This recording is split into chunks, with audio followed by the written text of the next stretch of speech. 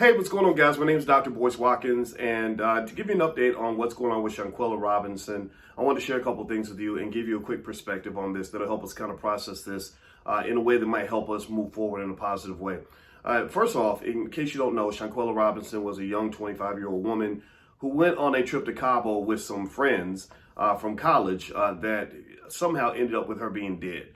And the friends came home and told the parents that she died from alcohol poisoning. One of the friends even went to the mama's house 3 times until he found out that the parents got access to the autopsy report, which revealed that Shanquella had in fact died from a broken neck and a cracked spine. And then video emerged of these so-called friends beating her up. One of them was beating her pretty badly, and the other one was videotaping, which is crazy to me.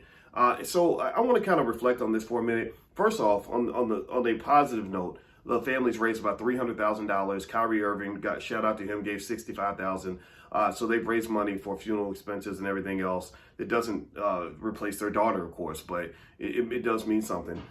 Second of all, I'm trying to figure out what's going on with the culture. You know, I'm not saying that every young person would do something this crazy, but what I am saying is that when you're talking about, as Akila Hunter refers to, young people being raised on reality TV and thinking that this is normal life, I really wonder what was going through the heads of the young people that were participating in this crime. Every single person that was in that room or anywhere nearby is an accomplice. They're going to become a suspect on some level. The person that was beating this lady until she died, that's clearly kind of crazy. It shows some trauma coming out. It shows a lack of judgment. It makes me wonder what was going on in terms of alcohol and drugs.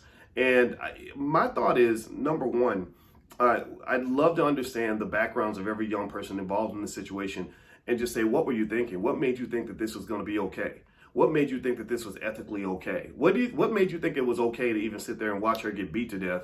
And then what made you think it was okay to think you could come back home and cover it up? And then also what made you think it was okay to sit there and lie to her mama all that time? I mean, that to me shows the type of psychosis I'd never understand. But then number two, I want to warn all young people, look, man, you don't have to go live your life where you're going out with your friends getting pissy drunk all the time. There are a lot of people, thousands of people in prison who got 20, 30-year prison sentences for things they did while they were drunk or while they were high. So while you might think it's all good, it's all cool, that's what everybody's doing because your favorite entertainers told you that that's how you're supposed to live your best life. Well, guess what? Living your best life might actually get you life in prison. So I'm not here to tell nobody what to do. I'm just here to say, man, you got to think. Because once you get locked up and you're behind bars and society has forgotten about you, then you're going to have 20, 30 years just to think about how one moment changed your life forever. As my boy Vigilante, who's a great rapper out of Kansas City, once said, he said, an instant can last a lifetime. Don't do that to yourself. Let's make better choices and let's teach our kids better. Let's make this a learning opportunity because there is a lot we can all learn from what happened here. So RIP to Shanquella and her family. God bless them.